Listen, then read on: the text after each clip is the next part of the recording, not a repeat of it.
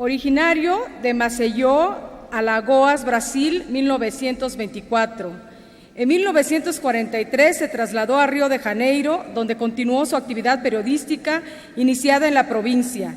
Es egresado de la Facultad de Derecho de la Universidad Nacional de Brasilia, mas nunca ejerció como abogado. Su obra incluye novela, cuento, crónica y ensayo. Ha sido invitado a numerosas veces para representar a Brasil en encuentros internacionales de poesía. Sus textos se han traducido a varios idiomas y han sido ampliamente premiados. Sus obras lo afirman como uno de los escritores más importantes y perdurables de Brasil y de la poesía americana en general. Cabe destacar que su obra ha sido publicada en países como Italia, Holanda, España, Estados Unidos de Norteamérica, Chile, Perú, Dinamarca, Venezuela, Francia y otros países. Pertenece a la Academia Brasileña de Letras. En México fueron publicados varios libros suyos, entre los cuales están La imaginaria ventana abierta, traducido por Carlos Montemayor, Las Islas Inacabadas y Oda al Crepúsculo, editadas por la Universidad Nacional Autónoma de México, Las Pistas, Poesía en General, Requiem, Mi Patria Húmeda, etc.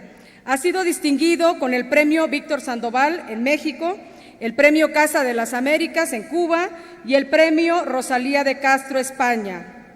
En la noche que declina, en el día que nace, el hombre necesita de todo, del amor y del rayo.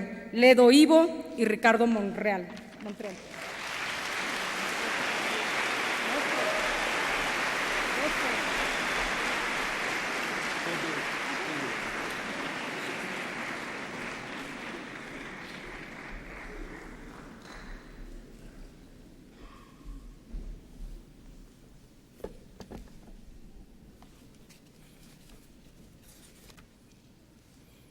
Buenas noites.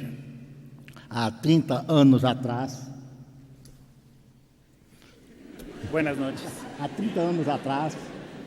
Buenas noches.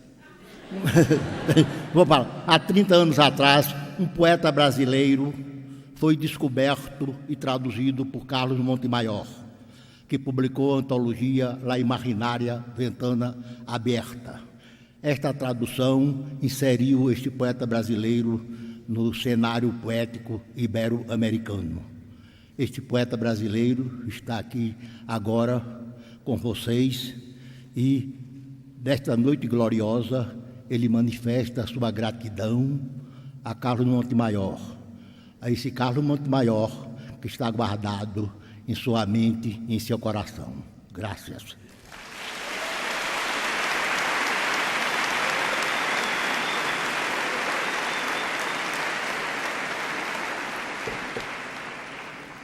Eu vou a ler 3 poemas. Primeiro, Os Pobres na Estação Rodoviária. Em espanhol é Los Pobres em la Estación de Autobuses. Os pobres viajam. Na estação rodoviária, eles alteiam os pescoços como gansos para olhar os letreiros dos ônibus. E seus olhares são de quem teme perder alguma coisa. A mala que guarda um rádio de pilha e um casaco que tem a cor do frio num dia sem sonhos, o sanduíche de mortadela no fundo da sacola e o sol de subúrbio e poeira além dos viadutos. Entre o rumor dos alto-falantes e o arquejo dos ônibus, os pobres temem perder a própria viagem escondida na névoa dos horários. Os que dormitam nos bancos acordam assustados, embora os pesadelos sejam um privilégio dos que abastecem os ouvidos e o tédio dos psicanalistas em consultórios assépticos como algodão que tapa o nariz dos mortos. Na fila, os pobres assumem um ar grave, que une temor, impaciência e submissão. Como os pobres são grotescos e como os seus odores nos incomodam mesmo à distância. E não têm a noção das conveniências, não sabem portar-se em público. O dedo sujo de nicotina esfrega o olho irritado que do sonho reteve apenas a remela. Do seio caído e túrgido, um filete de leite escorre para a pequena boca habituada ao choro. Na plataforma, os pobres vão e vêm, saltam e seguram malas e embrulhos, fazem perguntas descabidas nos guichês, sussurram palavras misteriosas, contemplam as capas das revistas com o ar espantado de quem não sabe o caminho do salão da vida. Por que esse ir e vir? E essas roupas espalhafatosas, esses amarelos de azeite de dendê que dói na vista delicada do viajante obrigado a suportar tantos cheiros incômodos? E esses vermelhos contundentes de feira e mafuá? Os pobres não sabem viajar, nem sabem vestir-se, tampouco sabem morar, não têm noção do conforto, embora alguns deles possuam até televisão. Na verdade, os pobres não sabem nem morrer, têm quase sempre uma morte feia e deselegante. Em qualquer lugar do mundo, eles incomodam, viajantes importunos que ocupam os nossos lugares, mesmo quando estamos sentados e eles viajam de pé. Graças.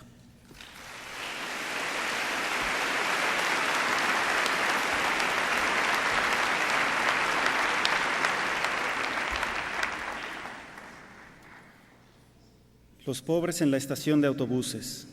La traducción es de Ricardo Moreno y Saidalí Ibarra.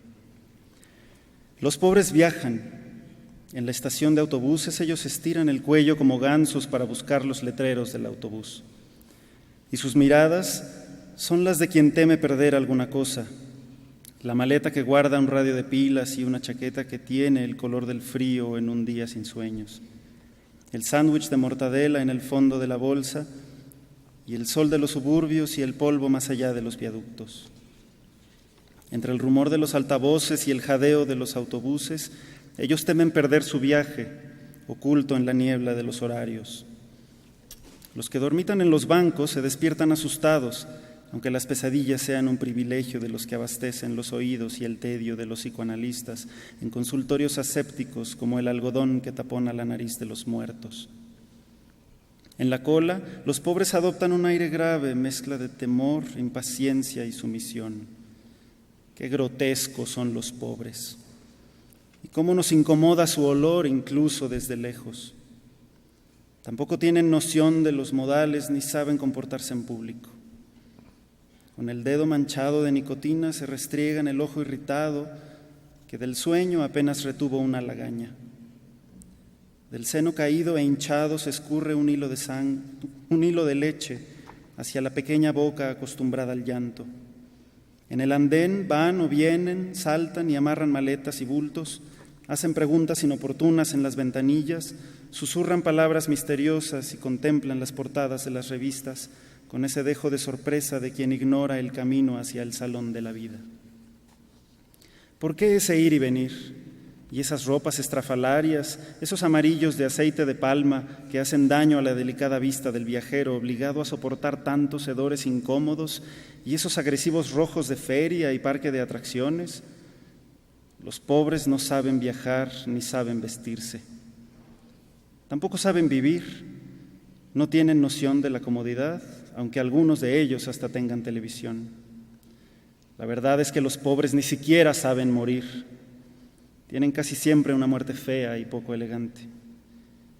Y en cualquier parte del mundo, ellos resultan incómodos, viajeros inoportunos que ocupan nuestros asientos, incluso cuando vamos sentados mientras ellos viajan de pie.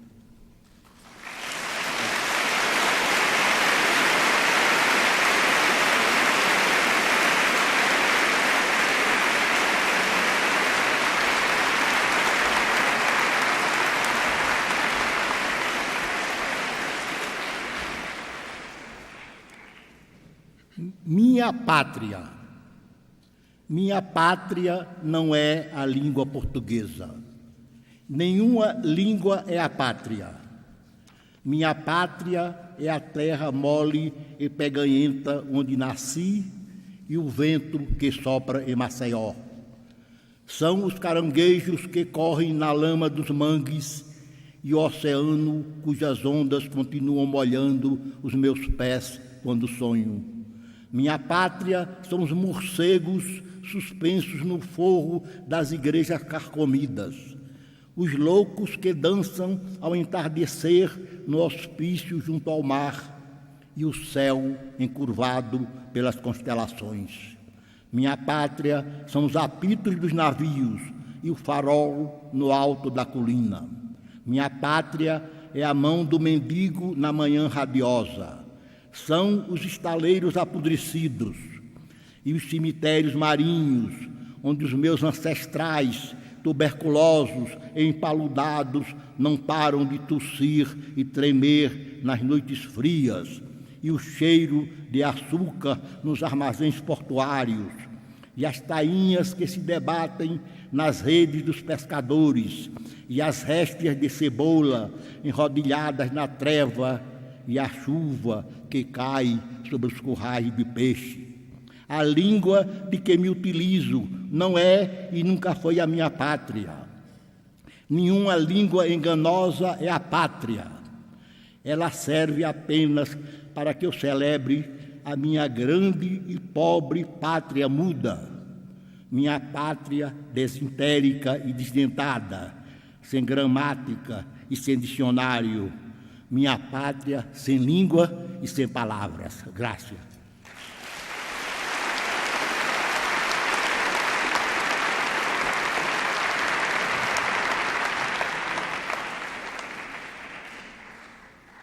Mi patria. La traducción es de Guadalupe Grande y Juan Carlos Mestre. Mi patria no es una lengua portuguesa. Ninguna lengua es una patria.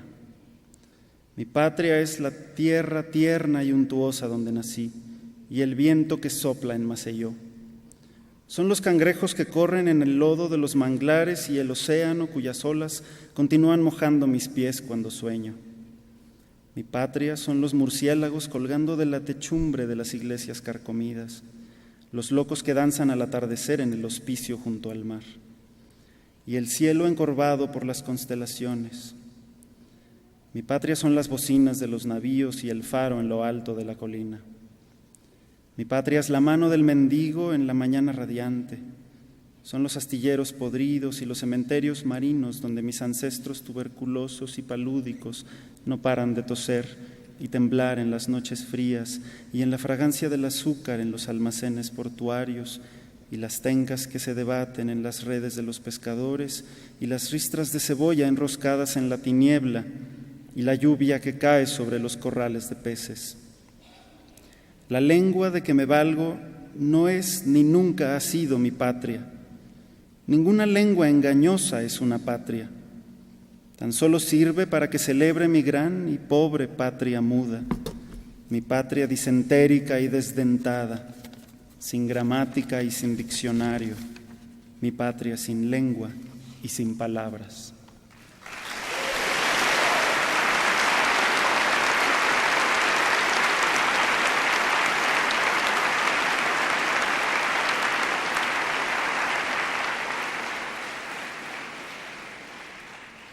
Agora é o terceiro e último poema. O rato da sacristia.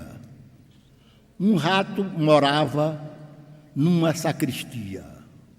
Era um mau católico e a tudo ruía. Só respeitava a Santa Eucaristia. Num lugar sagrado, certo se escondia. Nem mesmo o arcebispo vê-lo conseguia. De dia dormia e à noite ruía. Como o próprio Deus, ele era invisível.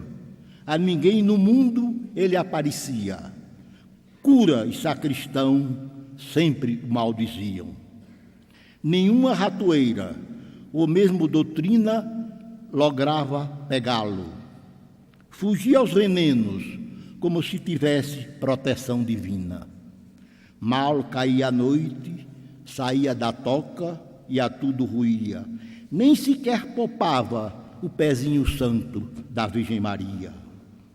Fugia aos perigos como o diabo à cruz.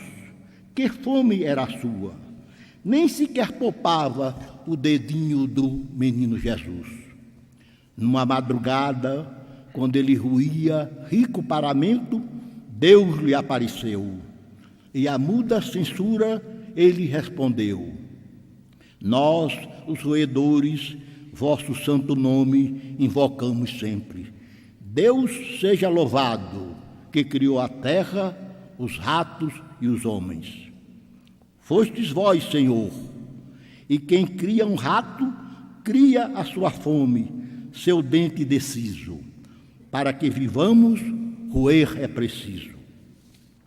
Em silêncio, Deus pesou o argumento e, para poupar o seu paramento e salvar a igreja, não titubeou. Quem vive tem fome, roer é preciso. Deus não fez por menos. Para que veneno levou o ratinho para o paraíso? Graças.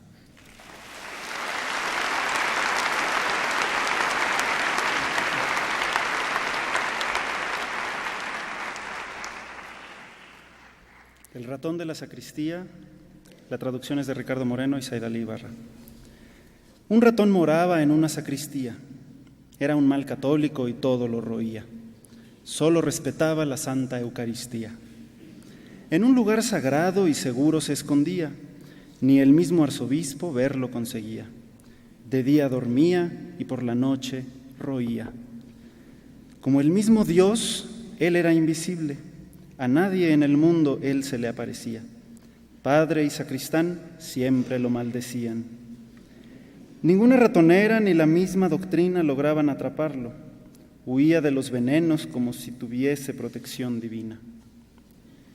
Tan pronto caía la noche, salía de la madriguera y todo lo roía. Ni siquiera perdonaba el piecito santo de la Virgen María. Huía de los peligros como el diablo la cruz. ¡Qué hambre la suya! Ni siquiera perdonaba el dedito del niño Jesús. Una madrugada, cuando él roía rico ornamento, Dios se le apareció. Y a la muda censura, él le respondió: nosotros, los roedores, tu santo nombre invocamos siempre. Alabado sea Dios que creó la tierra, los ratones y los hombres. Fuiste tú, Señor, y quien crea un ratón, crea su hambre, su muela del juicio. Para vivir, roer es preciso. En silencio, Dios ponderó el argumento y para cuidar su ornamento y salvar a la iglesia, no titubeó. Quien vive tiene hambre, roer es preciso. Para Dios al menos no lo es. ¿Para qué veneno llevó al ratoncito al paraíso?